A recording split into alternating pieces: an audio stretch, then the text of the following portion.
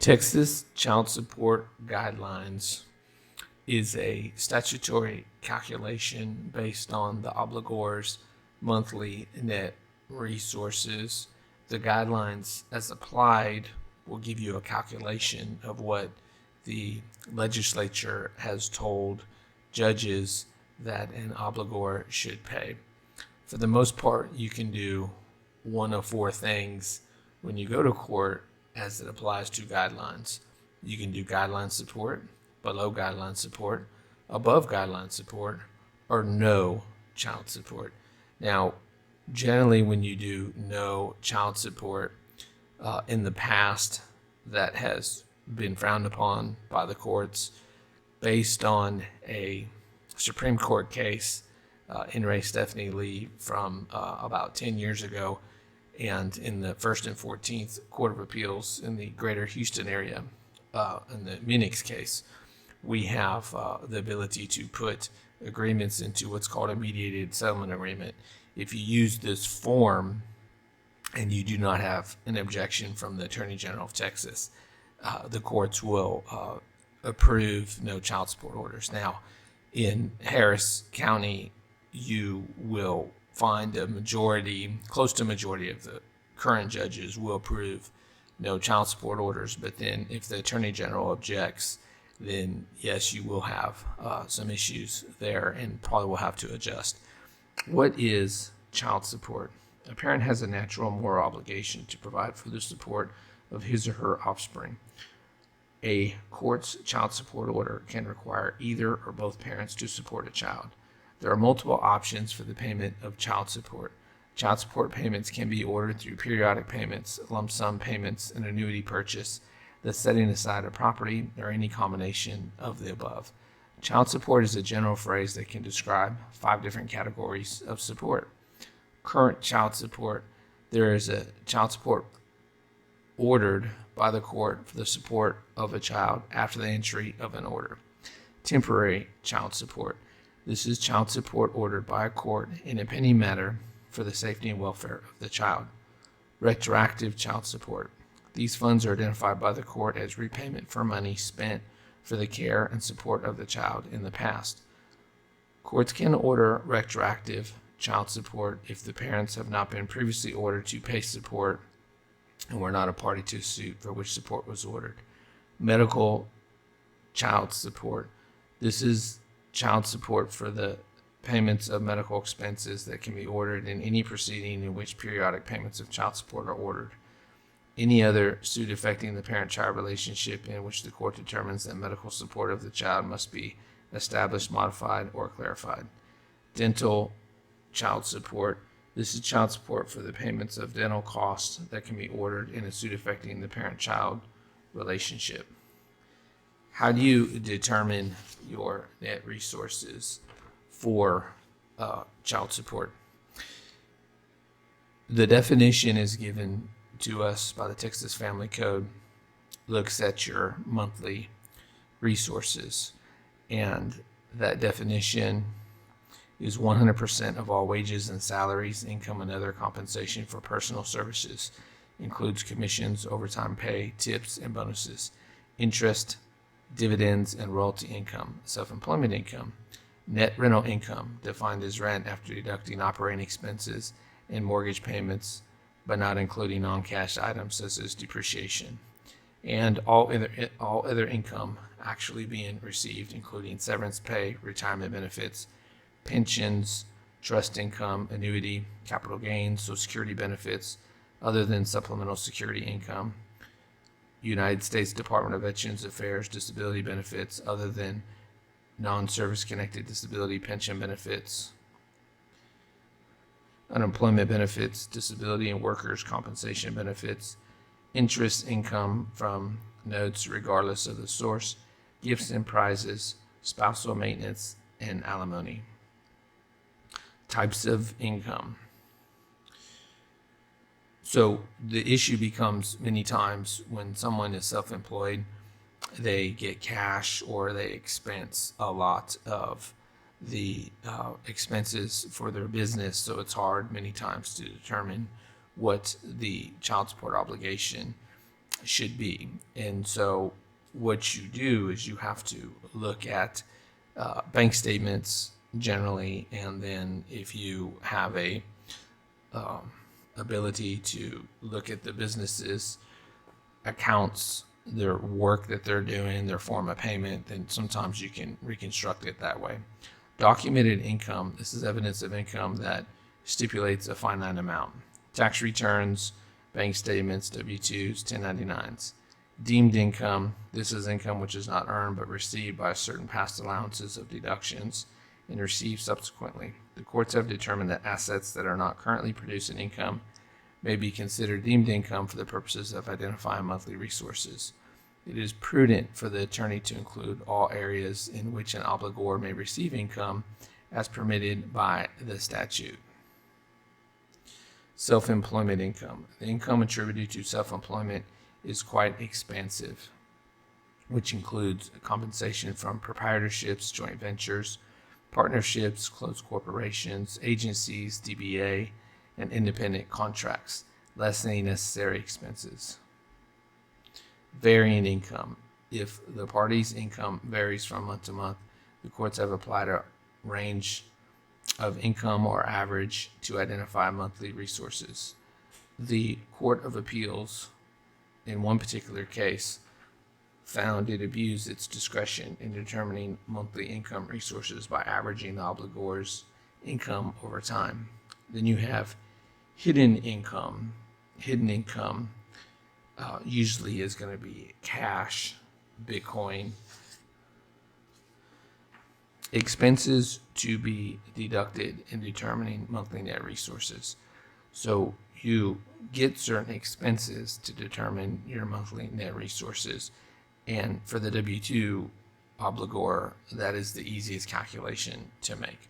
So once you determine the monthly resources of the obligor, then that obligor is entitled to certain deductions. These deductions include Social Security taxes, federal income taxes based on the tax rate for a single person claiming one personal exemption and standard deduction, state income tax, union dues, expenses for the health insurance or cash medical support of the obligor's child ordered by the court. And if the obligor does not pay Social Security taxes, non-discretionary retirement plan contributions. This is usually railroad workers. Sometimes it can be teachers. Calculation of guideline child support. So what you have is you have an Attorney General chart, and that chart will give you a percentage based on how many children are before the court. The easiest calculation is to take the maximum amount, and you do have a maximum amount for guideline child support, which is at the time of this video $9,200 per month as your net. This amount, if you have one child before the court and you were to times it by 20, then that comes up to your maximum guideline child support for which you would be subject to. So if you are making approximately $150,000 a year as your salary through whatever company you work for, and then you end up netting $9,200 a month, your maximum would be $1,840. So $9,200 times 20 is $1,840 per month. If you have a second child before the court, then you go up 5 percentage points to 25%. Third child is 30%, and so on until you get to 50%. And the courts do not allow more than 50% of your wages to be withheld. So while you still may have an obligation to pay, they will not withhold more than 50% of your wages. And many times, someone who is on Social Security or have some form of veterans benefits is also receiving a child support payment for the child. About 15 years ago, it used to be you did not get credit for your child receiving benefits under your Social Security. That changed, and as it changed, then you, as a child support obligor who is on Social Security and is paying child support, you really need to go and file for your child's Social Security that your child can draw from you, because you'll get a credit towards your child support obligation. Same thing with veterans benefits, rebutting the guidelines, or above and below guidelines. Above guidelines child support for someone who makes over $9,200 a month. So what you have is as I initially discussed at the beginning, you have guideline child support, below guideline child support, above guideline child support, and no child support. Usually no child support is considered offensive, and you will have a hard time getting that approved in most places in Texas. As a practitioner in Harris County, I can tell you that about half of the courts will approve it, because they don't want to create an obstacle where you have to go to mediation. Once you go to mediation, they have to approve it, subject to an attorney general objection, and the attorney generals do not generally now object as they once did. They usually allow those to be approved. This comes up with someone who's drawing some form of state aid. So if you're getting Medicaid or food stamps, then the attorney general has a state interest to obligate one of the parties to pay child support. In the past, they pushed that more. In the last couple of years, they still push the cash medical for the Medicaid. Someone usually has to pay cash medical, and that's usually around $100 a month. Otherwise, they're not as likely to push the child support obligation. So by agreement, you can agree to a couple, $200-$300 a month, and that generally will be approved by most courts. So you have a presumption of minimum wage. A obligor is presumed to be able to make at least the federal minimum wage, which comes up to about $230 a month. It fluctuates every year a little bit based on the guideline charts as promulgated by the Attorney General. So how do you get above or below guideline child support? Well, you have to plead for it, and there's certain factors you look at. The needs of the child is a topic of much discussion when the obligor's net monthly resources exceed the cap of $9,200 monthly. When an obligor's resources exceeds the cap, it grants the court discretion to order additional amounts of support above the presumptive amount. Several steps are necessary for the court to compute this task. The court must first determine the proven needs of the child. Once the proven needs of the child have been ascertained, the court must then subtract the guideline presumptive amount from the proven needs of the child and finally allocate between both parents the remaining amount. In no event may the court require an obligor to pay more than 100% of the proven needs of the child. However, if the obligor's monthly net resources are below the cap, the court is not required to ascertain the proven needs of the child.